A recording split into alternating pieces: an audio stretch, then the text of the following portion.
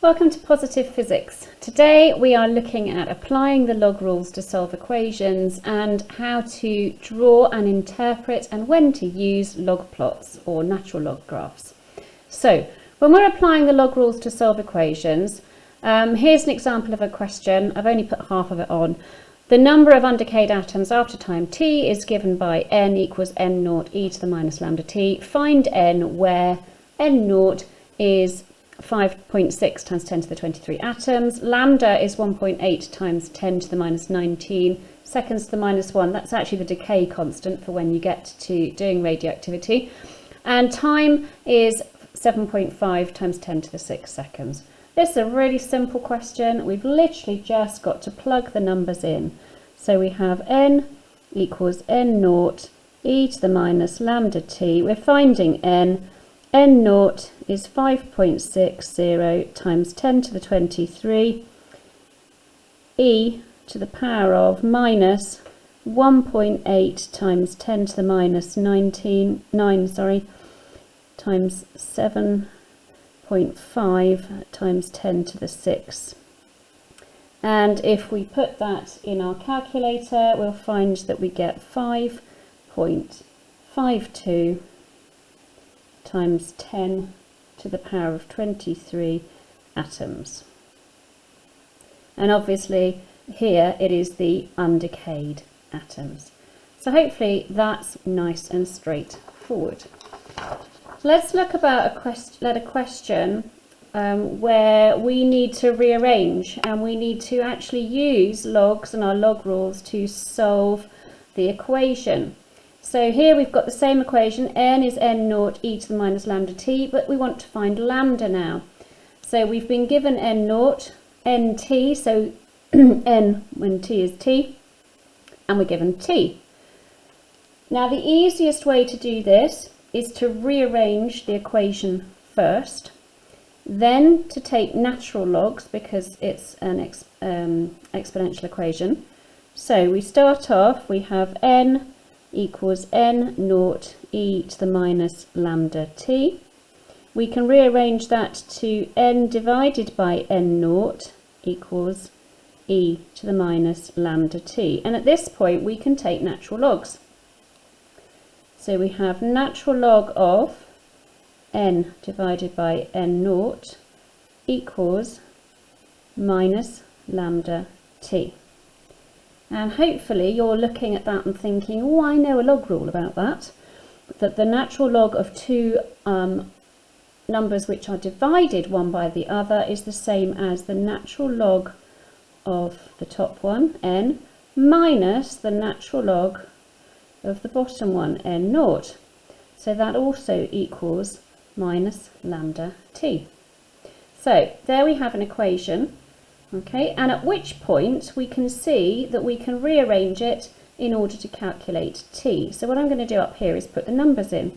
So I've got the natural log of n, which is my nt at time t, is natural log of 1.8 times 10 to the 20 minus the natural log of n naught, which is 7.90 times 10 to the 23 equals minus lambda t. Now I'm not going to write t there, partly because I'm going to run out of space, but also because I need to rearrange my equation. I'm going to divide through by t.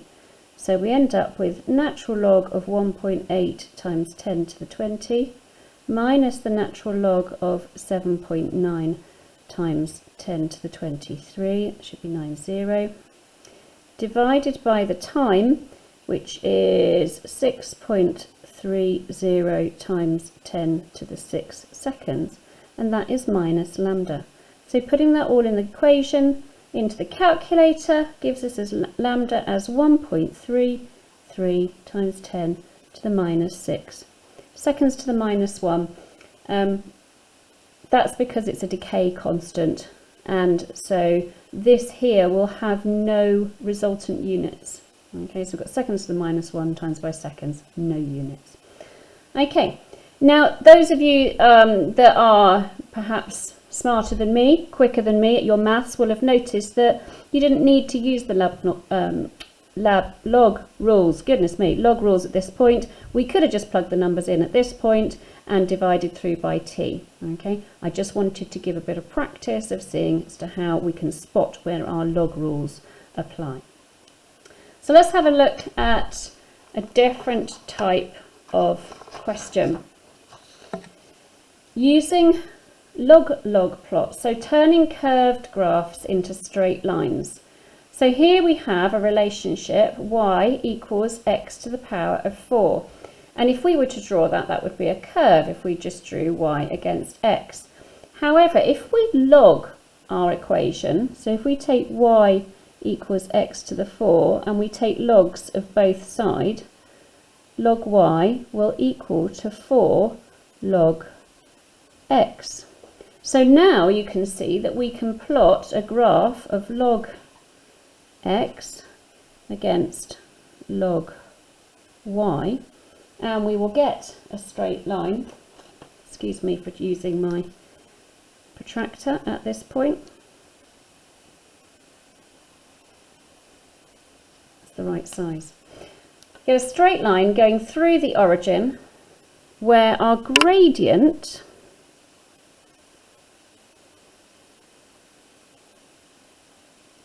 is going to equal 4, because this is like y equals mx, and m being our gradient, which is our 4x, is our log x on the x-axis. So we have a sketch graph, log plot, giving us a straight line for y equals x to the 4 with a gradient of 4. Now let's get things a little more tricky.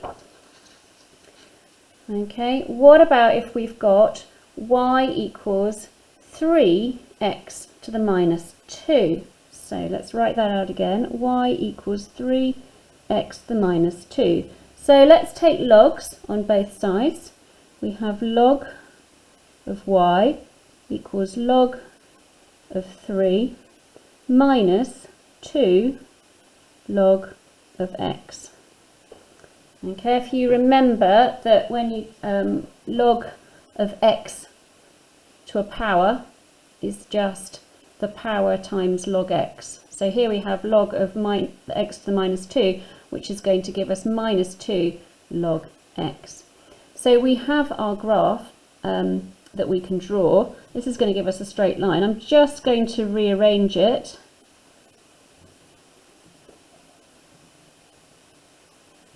So log y is minus 2 log x plus log 3, and now we can see we've got an equation in the form of y equals mx plus c.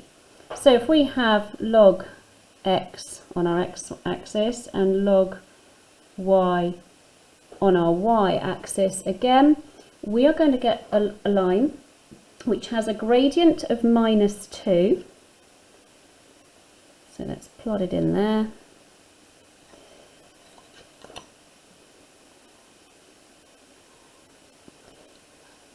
So the gradient is minus 2, and we also have our c-intercept is log 3. Okay. Last one.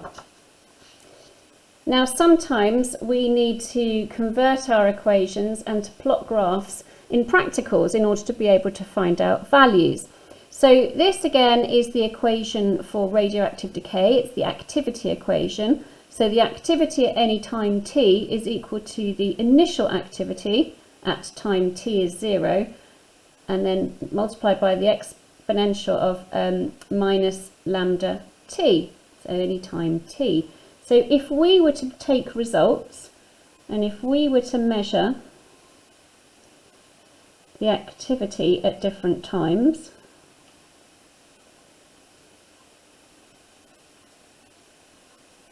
we could measure it in becquerel, or we could do a count rate, whatever experiment we were doing. At t equals 0, our activity is A0. and at t equals t, our activity is A.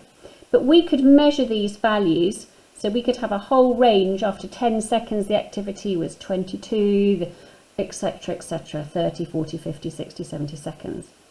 But if we wanted to find out the decay constant, having measured the activity at different times t, we would need to plot a graph.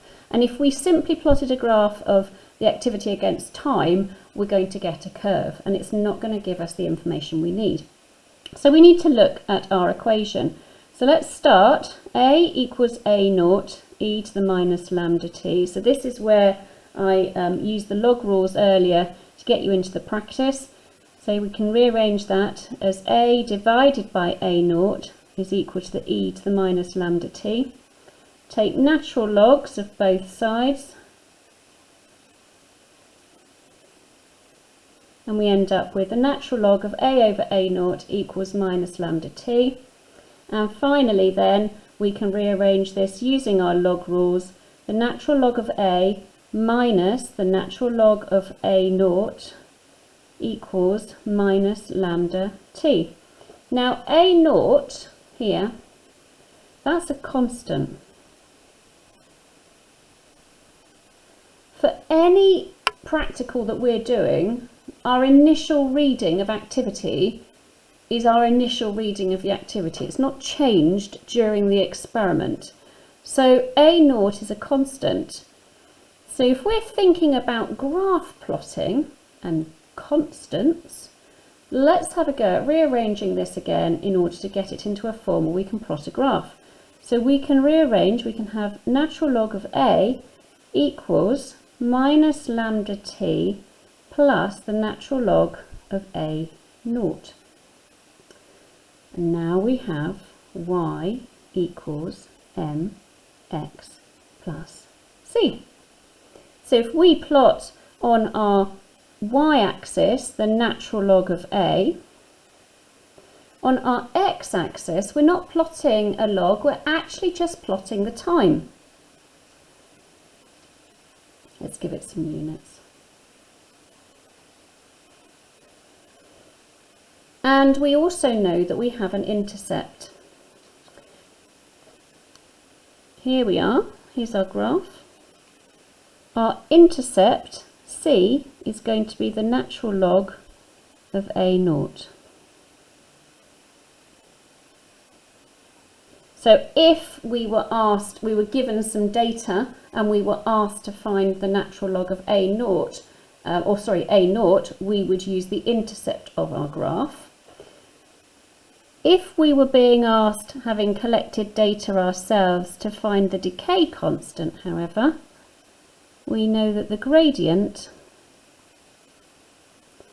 is equal to minus lambda from this point here. So we have our gradient is minus lambda, our intercept, natural log of A naught. Hopefully that's helped, and you can now use logs and log plots to help you calculate data in your Physics A-level.